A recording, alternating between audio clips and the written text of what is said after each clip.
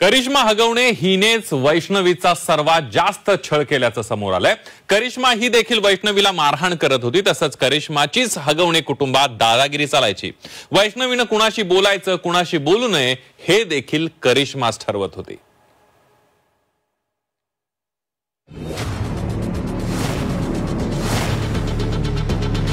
हीच करिश्मा हगवणे कुटुंबातील मुख्य व्हिलन असल्याचं समोर आलंय। हगवणे कुटुंबात करिश्माचीच दादागिरी चालायची।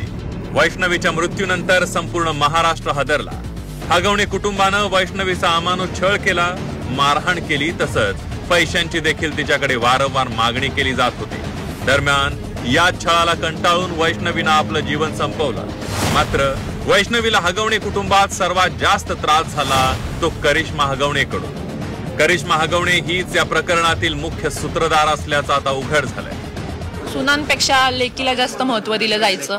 म्हणजे ज्या घरामध्ये लेक म्हणेल तसंच, कारण की ती 5 वर्षांनी मोठी आहे पिंकीताई, मग तिचं सगळ्यांनी ऐकायचं असं या प्रकारे होतं। मग त्या प्रकारे आम्ही पण ऐकत गेलो। मी पण वर्षभर सगळं सहन केलं।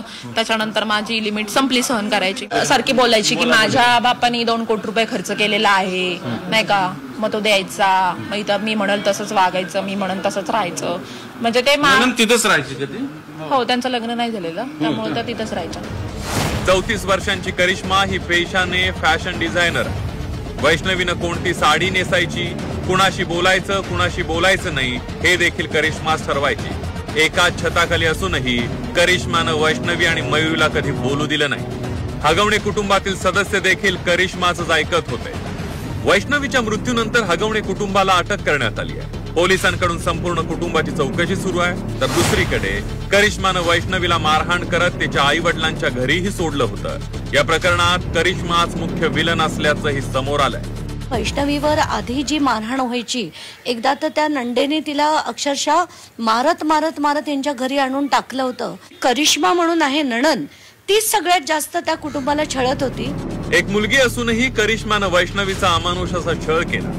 वैष्णवीचं मन करिश्मानं कधी समजूनच घेतलं नाही, उलट तिला मारहाण आणि तिच्याकडे पैशांची मागणी केली। त्यामुळे वैष्णवीवर हगवणे कुटुंबात जो अन्याय झाला त्याची शिक्षा हगवणे कुटुंबाला झाल्याशिवाय राहणार नाही।